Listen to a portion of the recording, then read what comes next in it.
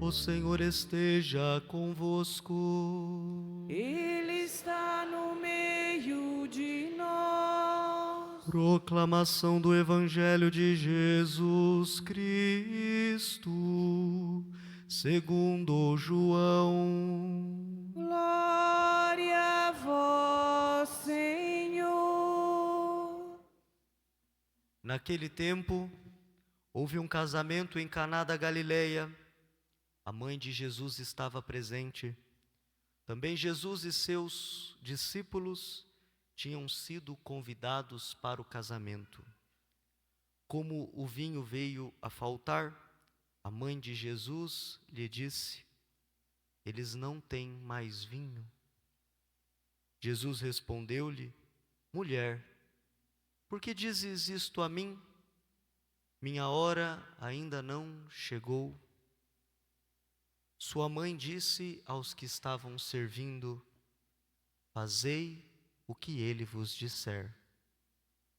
Estavam 6 talhas de pedras colocadas aí, para a purificação que os judeus costumam fazer. Em cada uma delas cabiam mais ou menos 100 litros. Jesus disse aos que estavam servindo: enchei as talhas de água. Encheram-nas até a boca. E Jesus disse: agora levai ao mestre-sala. Eles levaram. O mestre-sala experimentou a água que se tinha transformado em vinho. Ele não sabia de onde vinha, mas os que estavam servindo sabiam, pois eram eles que tinham tirado a água.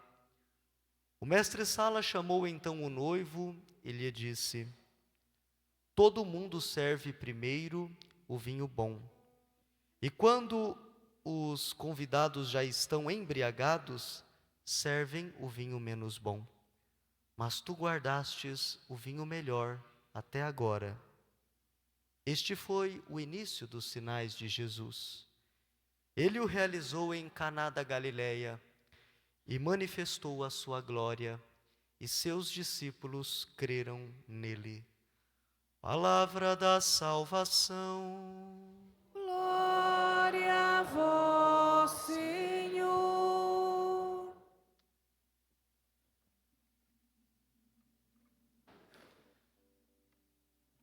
Meus queridos irmãos e irmãs, queridos rádio ouvinte também que nos acompanham desde suas casas, aqueles que também nos acompanham pelas transmissões das redes sociais da nossa paróquia catedral.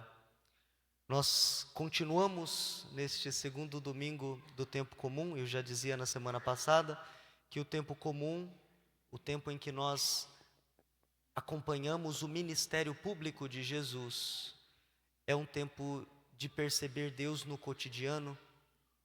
Deus está também nos momentos estáveis da nossa vida. Deus nos acompanha todos os dias. E nós continuamos como um desdobramento da Epifania. Tivemos a solenidade da Epifania, a festa do batismo do Senhor, e hoje escutamos o episódio das bodas de Caná, e como 3 acontecimentos que revelam a única, a perpétua e a inigualável glória de Jesus. O acontecimento narrado, portanto, no capítulo 2 de São João, que hoje nós ouvimos, é parte da Epifania. Jesus continua manifestando a sua glória. Para quê? São João diz: manifestou a sua glória para que os seus discípulos crescem nele. Manifestou a sua glória e eles, a partir dela, creram nele. Então o Senhor manifesta a sua glória para que nós creiamos, nos confiemos mais ao Senhor, entreguemos mais a nossa vida nele. É por isso que Ele tem também manifestado sobre nós, diante do nosso olhar, a sua glória. E à medida que vamos descobrindo quem é o Senhor, aquilo que o Salmo dizia desta experiência de perceber a glória de Deus, vai nos dando a possibilidade de quê? De cantar um canto novo. Santo Agostinho diz que os homens novos, ou seja, renovados pela experiência de fé, cantam a canção nova. Portanto, o Senhor renova o nosso coração para cantarmos o canto novo, o canto da alegria, de júbilo, da esperança, o canto da vitória que nos vem da fé, pois quem é o vencedor do mundo, senão aquele que crê que Jesus Cristo é o Filho de Deus, como diz São João. A possibilidade de conhecer o Senhor nos dá coragem de anunciar a sua salvação, como dizia o Salmo, nos dá coragem de adorá-lo no esplendor da santidade e nos faz estremecer diante dele. Percebemos que Deus é grande, que Deus é forte, estremecemos diante do seu poderio, mas não trememos mais diante de nada. Ou seja, o Senhor nos dá a confiança de que junto dele nós somos fortalecidos.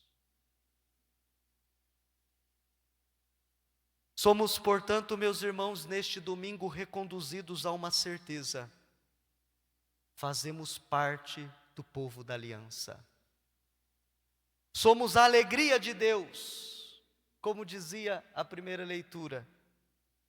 Ele nos plasmou a sua imagem e semelhança. Com o Senhor, a liturgia hoje nos propõe vivermos uma relação profunda de intimidade. E por isso que a primeira leitura e o Evangelho nos falam de uma imagem de esponsalidade. A imagem desta comunhão íntima que nós devemos ter, como o homem tem com a sua esposa, como a esposa tem com o seu marido. Uma comunhão íntima, profunda, inquebrantável. É assim. E a primeira leitura dizia ainda, Deus propondo este casamento com o povo, dizendo, como através da palavra do profeta Isaías, como a esposa é a alegria do marido, tu serás a alegria do teu Deus que vai desposar-te. E vai desposar-te. A ação prodigiosa de Jesus em Caná da Galileia naquele casamento abre-nos para a possibilidade de pensar neste outro casamento. Agora, Jesus não é mais um simples convidado. Jesus é o noivo. Jesus é o noivo. E nós, como a igreja, somos a noiva, a pretendente do Senhor, que diante deste altar quer de fato entender esta proposta de união entre Deus e o ser humano. Portanto, através de Jesus, o noivo, onde o seu sacrifício renova entre Deus e os homens a nova e eterna aliança, nós queremos de fato perceber que aqui existe restauração de aliança. Um compromisso de amor e de fidelidade de Deus para conosco e nosso para com Deus. Portanto, quando Isaías fala que Deus quer unir-se ao seu povo como o marido à sua esposa, quando Cristo se manifesta como o noivo da humanidade a ser renovada, a ter a sua aliança restaurada, significa que Deus quer se unir conosco, como naquelas promessas que nós escutamos dos esposos no dia do seu casamento. Deus estará conosco todos os dias, porque o próprio Jesus disse, eu estarei convosco todos os dias, até o fim dos tempos. Mas Ele também quer escutar de nós, Senhor, eu estarei contigo, na alegria e na tristeza, na saúde e na doença, todos os dias da minha vida. Ou seja, esta imagem nos fala de uma perseverança na fé, de não abandonar Deus, de não evadir da igreja, sejam quais forem as circunstâncias pelas quais nós passamos. Nós estamos com Deus na bonança, mas também estamos com Deus na precariedade. Nós estamos com Deus na alegria, mas permanecemos com Deus na tristeza, até o último dia das nossas vidas. Enquanto gozamos de plena vitalidade, nós estamos aqui com Deus. Mas se um dia o destino nos colocar numa condição que nós estejamos numa cama, podendo somente respirar, a nossa respiração deve ser um ato de amor e comunhão com Deus. É isso que as leituras hoje estão dizendo: estar com Deus todos os dias da vida.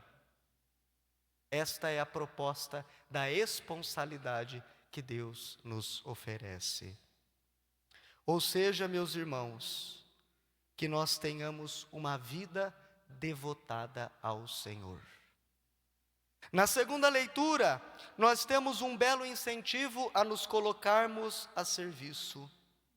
Deus conta conosco com nossas particularidades, e como diz São Paulo aos Coríntios, ontem eu fui presidir um casamento, alguém leu aos Coríntias, né? Não é aos Coríntios e nem aos corintianos, né? É aos Coríntios, né? E ele dizia: a cada um é dada a manifestação do Espírito em vista do bem comum. É um sinal de maturidade no amor a Deus, quando nós somos capazes de colocar os nossos dons, que são tantos. Dizia a primeira leitura: há uma diversidade de dons, mas o mesmo Espírito. Há uma diversidade de serviços, mas é um mesmo o Cristo Senhor. Há uma diversidade de atividades, mas um mesmo é o Deus que suscita tudo isso em todos. Então, nas nossas diversidades, quando nós colocamos o nosso serviço em vista do bem comum, significa que nós estamos num estágio maduro de amor a Deus. Porque Deus que está no céu não precisa de mim e nem de você, mas Ele se faz necessitado na sua comunidade.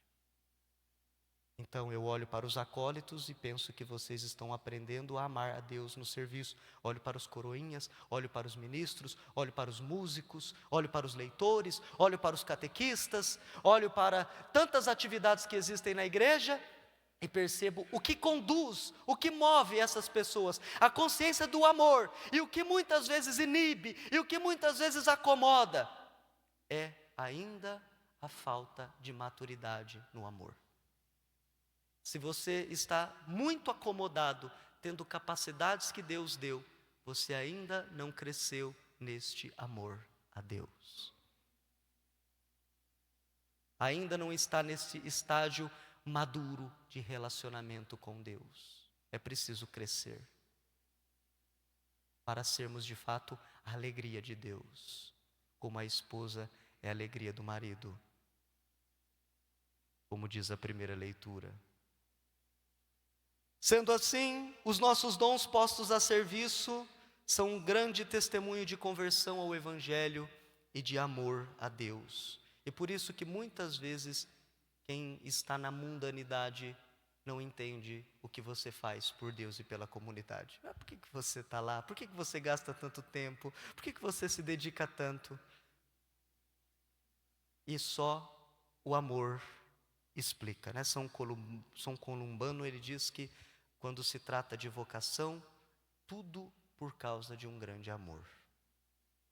Então, é o amor que nos move a perseverarmos no caminho de Deus. Sendo assim, meus irmãos, o Evangelho nos diz que para o casamento em Caná da Galileia, Jesus foi convidado com os seus discípulos, a sua mãe. Mas hoje, nesta igreja, no agora, Ele nos convida para o casamento. Agora nós somos convidados para o casamento.